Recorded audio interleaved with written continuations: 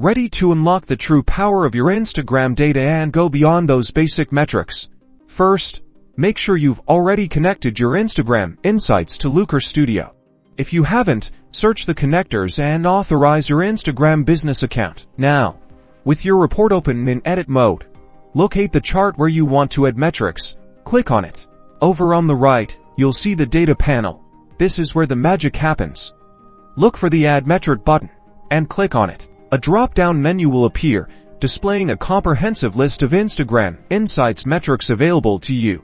Scroll through and select the metrics you want to add to your visualization. As you click, the chosen metric will be automatically added to your chart. Repeat this process to add even more metrics and customize your dashboard to reveal powerful insights, like comparing reach and impressions over time, or tracking website clicks alongside profile visits. Congratulations, you're now equipped to delve deeper into your Instagram performance and make data-driven decisions.